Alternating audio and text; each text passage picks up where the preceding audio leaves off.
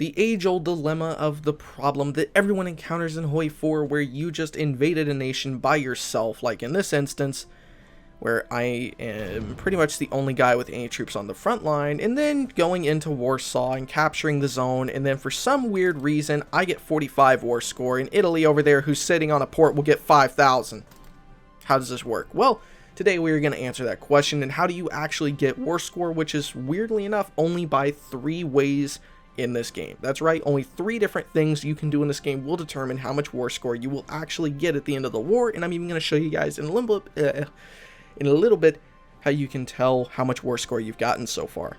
So before we get started, I want to thank all my Patreons and the supporters of the channel, as without you guys the video would not be possible. So let's go ahead and get this started. So how is war score actually achieved? Long story short, it's 3 different ways. And before you guys click off, I just wanted to say here, I'm going to tell you these 3 different ways, and I'm going to say how you can use these to your advantage in little tips and tricks kind of deals you can use these for to get even more. So the 3 ways you can get war score is by bombing, occupying enemy territory, and losing your men in battle.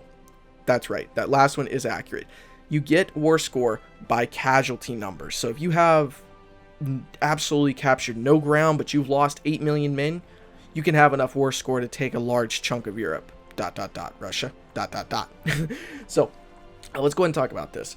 So how can you use these things to your advantage now that you know those are the only 3 ways Paradox has in the game you can get your war score? Well, something else is kind of cool about this. Alright, so the occupying enemy territory doesn't just give you the war score alone, but also it gives you discounts for when you're ready to take that land after the war is over. So for an example here, if I were to say, if Italy had a large chunk of their army up here, right, and they invaded in the north, well, if I had my army in the south and invaded in the south, I could get the southern part of Poland half off. That's right, you get a 50% cost reduction for capturing or annexing these areas or anything like that, which, like these, you get 50% off in the peace deal if you occupied that territory or captured and held onto it by the end of the war. So that is an incredibly cool and useful tip. I'm pretty sure they'll help you guys out. Now, something else is a tip. The bombing. Unfortunately, it doesn't work for strat bombing. I've tried. What the bombing is basically this, right? So we can go ahead here, put on air superiority, which we're obviously probably not going to get. Yeah, I didn't think we'd really get it. So this is what the bombing is, okay? Basically, it is just tactical bombers and CAS all bombing together. That's all it is, okay? That's how you get the war support, or the, war participation, war score, whatever. That is basically the way you can get it. You can't get it by strat bombing their infrastructure or anything like that, so don't sit back in the UK if you're the United States and just continuously strat bomb Germany hoping you're going to get some war score by the end of the war. That's just simply not how it's going to work. Now, another strat for something else that's going to sound really stupid here. How are you going to be able to use some of these things to your advantage? Well, since we know the 3 ways you can get war score in this game are, like I said, occupying enemy territory by the time the war is over, bombing enemy units while in battle. That's all it is, bombing enemy units while in battle, or Navy I think works too, but I think it's just in general only CAS missions, but I could be wrong. I would appreciate if someone could check that out and go down there in the comments. I've looked, but I can't find an answer. It just says bombing. So, and the third one is losing men in battle. One thing you could do if you are afraid you're not going to have a ton of war score, which I'm going to show you in a second how to check your current war score. One thing you can do is you can kind of pull your troops back. Like I would make these guys in their own type of thing here. Let's do it right now so you can see what I'm talking about. Just to do this, and I'm just going to pull all my troops back and just leave these 9 divisions down here to suffer and just totally get encircled and totally get wiped out. So actually this might honestly cost me the war because I'm pulling so much of these guys back, and I don't know if they're going to actually try to encircle them or what. Okay, those guys up there are going to die. Okay, are these guys going to get killed at all? Okay, and the AI is an absolute idiot.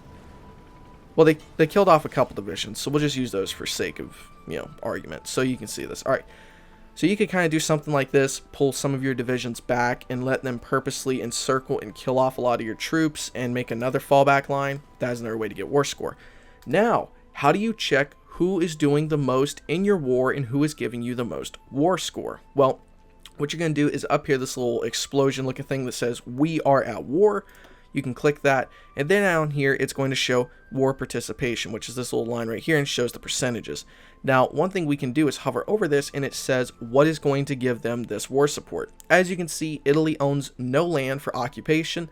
They have not bombed any ground units while in combat, and they have taken no casualties. Now, something else with the bombing on here too, you can't get it by supporting friendly units, right? As weird as that sounds, Italy was, I'm pretty sure, up here a minute ago bombing, but they don't get anything because they're not supporting their own ground units. So someone can't just send thousands of CAS and then support your army. It has to be in direct support of those divisions you are using in battle.